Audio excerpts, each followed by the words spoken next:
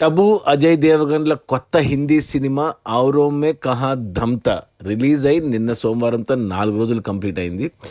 ఈ cinema release అయిన మొదటి రోజు శుక్రవారం 2 కోట్లు నెట్ వస్తే, రెండో రోజు శనివారం కూడా 2 కోట్ల నెట్ వచ్చింది, మూడో రోజు ఆదివారం కూడా మరో 2 కోట్ల నెట్ వచ్చింది. అలా మొదటి వీకెండ్లో 3 రోజుల్లో 6 కోట్లు నెట్ కలెక్ట్ చేసిన ఈ సినిమా, ఇవి చాలా లోయెస్ట్ కలెక్షన్స్ అజయ్ దేవగన్ సినిమాలకి.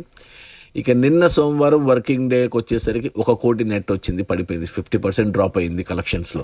అలా టోటల్గా 4 రోజుల్లో కేవలం 7 కోట్లు నెట్ మాత్రమే వచ్చింది ఈ సినిమాకు.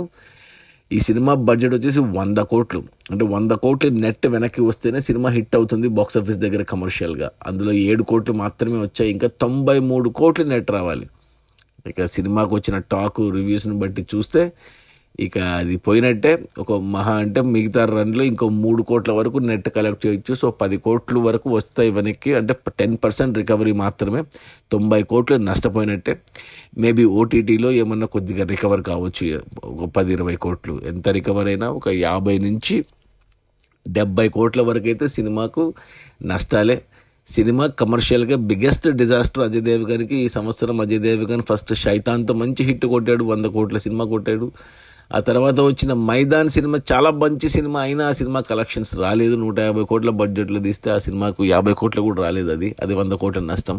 ఇప్పుడు వెంటనే ఈ సినిమా ఔరోं में कहाँ दम था, ఈ సినిమా కూడా 100 కోట్లు మరో బడ్జెట్తో తీస్తే 100 కోట్లు పోయినట్టే. పాపం మరి అక్షయ్ కుమార్ లాగా అజయ్ దేవగన్ కూడా బ్యాడ్ టైం నడుస్తుందని చెప్పాలి. అట్లీస్ట్ ఒక హిట్ అయినా ఉంది శైతాన్ అనేసి. అది మన టబు అజయ్ దేవగన్ల కొత్త హిందీ సినిమా ఔరోं में कहाँ दम था రిలీజ్ అయిన మొదటి 4 రోజుల్లో 7 కోట్లు నెట్ కలెక్షన్స్.